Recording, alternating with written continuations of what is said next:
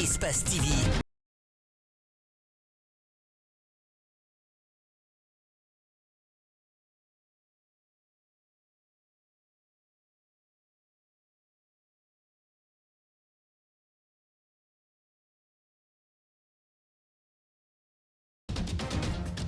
Dans l'actualité de ce vendredi 8 avril 2022, le ministère de l'Enseignement préuniversitaire et de l'Alphabétisation vient de procéder à la pose de la première pierre de la construction d'une école primaire à Dixine. Cet édifice sera réalisé sur le site de l'ancienne habitation de Cellou Dalein Diallo, ce alors que l'affaire est pendante au tribunal de première instance de Dixine.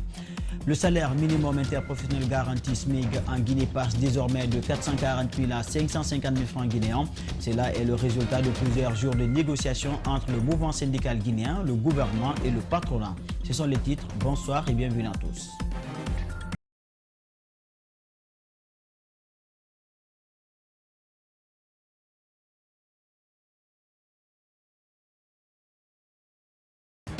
Je vous l'annonçais tout à l'heure dans le sommaire, le ministère de l'Enseignement préuniversitaire et de l'Alphabétisation a présidé ce vendredi la pose de la première pierre des travaux de construction d'une école primaire dans la commune de Dixine. L'école est bâtie sur le site considéré comme un domaine de l'État où résidait Cellou Dalein Diallo, président de l'Union des forces démocratiques de Guinée. Sa construction fait partie de l'initiative présidentielle 1000 salles de classe qui va toucher tout le pays. Meshak Sonda Kourouma, Justin Leno. L'endroit est désert comme le montrent ces images. Sur place, une équipe d'ingénieurs des bâtiments travaille d'arrache-pied pour finaliser la barricade de l'espace qui va abriter une école primaire publique de 18 salles de classe ici à Dixine. La joie qui nous anime pour avoir ce bijou. Merci, Monsieur le Président de la Transition, pour l'initiative. Voici à quoi va ressembler l'établissement d'enseignement primaire. Ces caractéristiques montrent une bibliothèque, une salle informatique, un terrain de basketball, le tout sous une surveillance supérieure. 6 mois, Inch'Allah, cet édifice serait une réalité. La construction de cette école fait partie de l'initiative présidentielle 1000 salles de classe. La pose de la première pierre des travaux de construction est présidée par le ministre de l'Enseignement préuniversitaire et de l'Alphabétisation.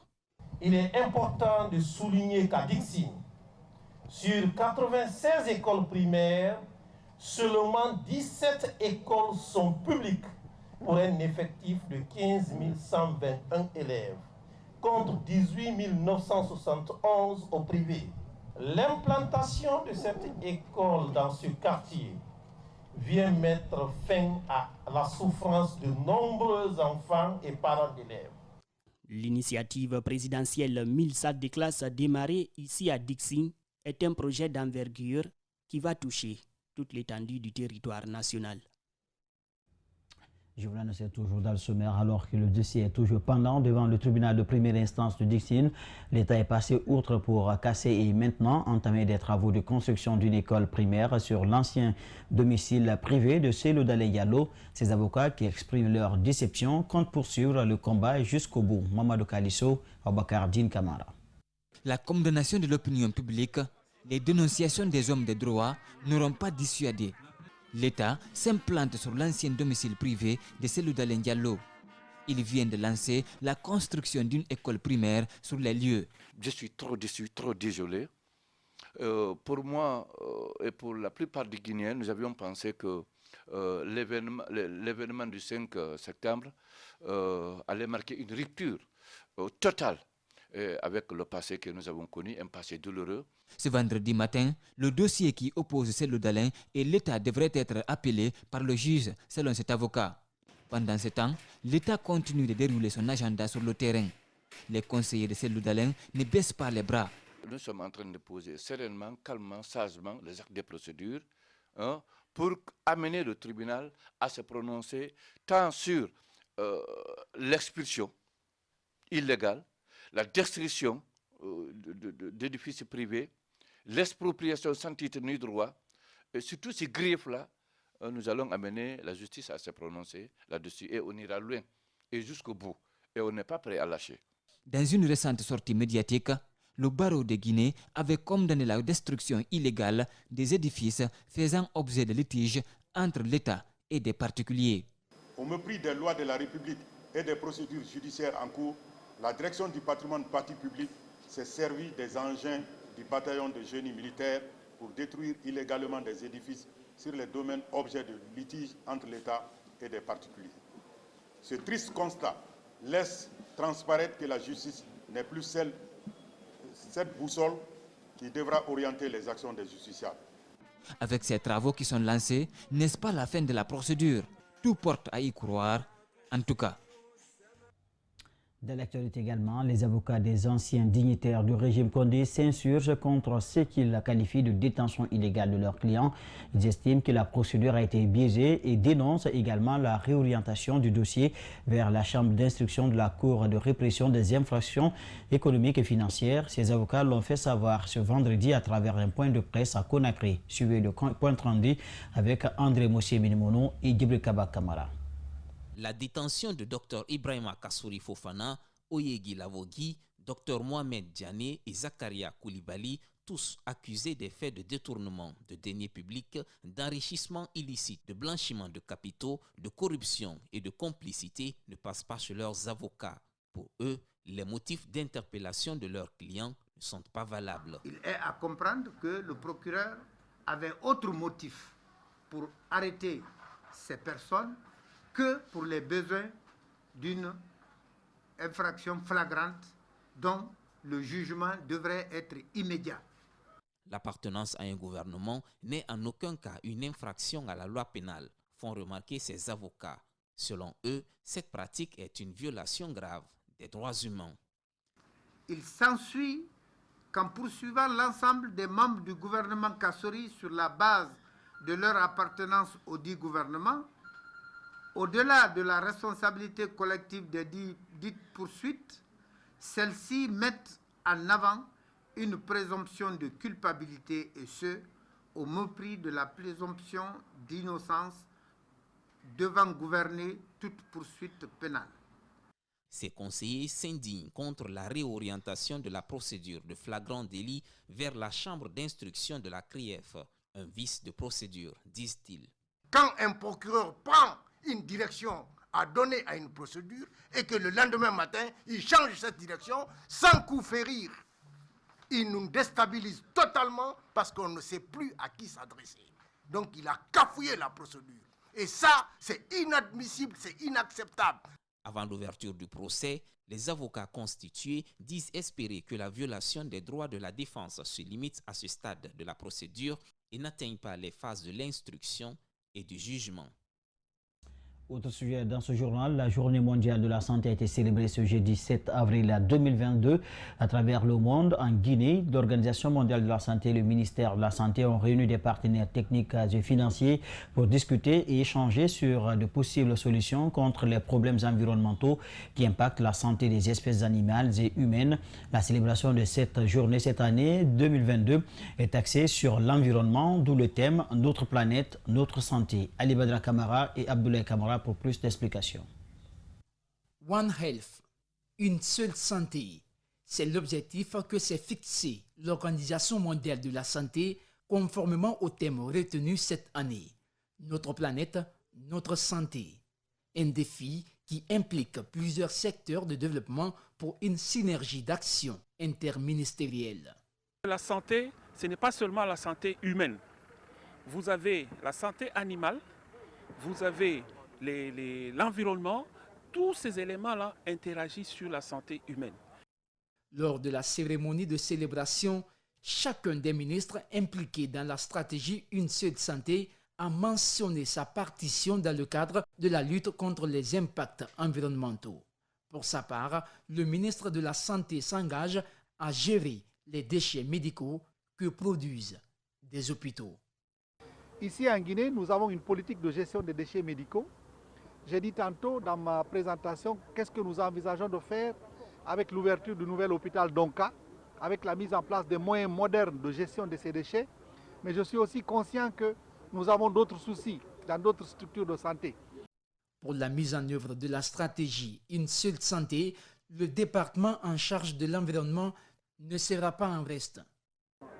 L'apport du ministère de l'Environnement, c'est de sensibiliser la population, de sensibiliser toutes les parties prenantes de faire un regard rétrospectif sur le reboisement qui est indéniable pour une survie meilleure. Selon le dernier rapport de l'OMS, 70% de la population guinéenne n'ont pas de toilettes améliorées. 36% des ménages et 17% des enfants n'ont pas accès à l'eau potable. Des phénomènes qui expliquent plusieurs maladies hydriques en Guinée.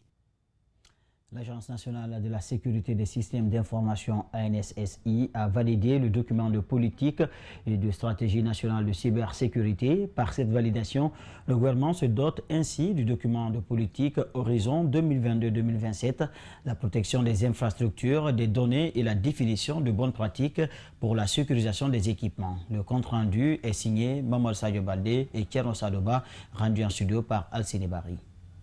Au terme de 4 jours de travaux, ces techniciens ont minutieusement étudié les documents, devant servir désormais de guide à toutes les activités de l'Agence nationale de sécurité des systèmes d'information. La validation du document de politique et stratégie nationale de cybersécurité et de sensibilisation devrait permettre. Nous avons opté pour une approche de complémentarité et de synergie entre toutes les structures engagées dans la prévention et la lutte contre les cyberattaques et l'utilisation illicite des données à caractère personnel. Il est clair que la lutte contre la cybercriminalité nécessite la collaboration de tous avec le respect des normes idoines pour un cyberespace sûr, prospère et résilient. Je vous exhorte vivement à mettre ces connaissances en pratique, à cultiver le partage de l'information et à l'intégrité, afin d'atteindre notre objectif commun de démantèlement des entreprises criminelles dans le numérique. Pour assurer son succès, des structures doivent être mises en place. Aussi, inviter les entreprises à appliquer des politiques de sécurité de leurs infrastructures et des centres opérationnels de sécurité pour monitorer l'ensemble des Guinéens. Il y a une certaine exacerbation de la commission des infractions au niveau du numérique. Alors il va falloir qu'il y ait une collaboration, une coopération et surtout des règles strictes, un cadre juridique et réglementaire très strict permettant de sécuriser le cyberespace parce qu'il y a des enjeux à la fois économiques, financiers et même sociétals par rapport à ça. Désormais, la Guinée dispose donc d'une stratégie nationale cybersécurité, une stratégie obtenu grâce à l'accompagnement des partenaires comme l'ITU et le PNUD, entre autres. Comme annoncé dans le sommaire, le salaire minimum interprofessionnel garanti SMIG a augmenté en Guinée de 440 000. Il est désormais à 550 000 francs guinéens, sauf que cette augmentation est qualifiée de dérisoire par certains fonctionnaires interrogés par notre rédaction. Ils estiment que ce montant ne permet pas de répondre à leurs besoins. Dans l'ensemble, ils proposent un SMIG de 2 millions. Reportage Justin Leno, Michel Sondakourma. 550 000 francs guinéens contre 444 000 francs guinéens il y a encore quelques jours. C'est une augmentation de plus de 100 000 francs guinéens sur le salaire minimum interprofessionnel garanti. Un montant plancher en termes de rémunération salariale horaire qui ne fait pas des heureux chez la majorité des fonctionnaires guinéens, comme Salifou Kamara. Il n'y a que 100 et quelques augmentations.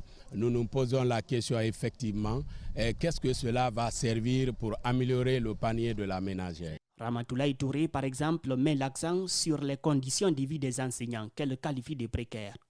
Elle le trouve dérisoire, ce montant de 550 000 francs guinéens. Avec 550 000 francs le mois pour un père de famille, vous vous imaginez. À la question de savoir combien elle propose comme SMIG, capable de satisfaire le fonctionnaire guinéen, notre interlocutrice parle de 2 millions de francs guinéens. 2 millions 2 millions. C'est ça. C'est ce qui peut soulager vraiment un père de famille. Pendant ce temps, quelques fonctionnaires, notamment des enseignants, à travers la Fédération syndicale professionnelle de l'éducation, ont déposé un préavis de grève pour réclamer l'amélioration de leurs conditions de vie.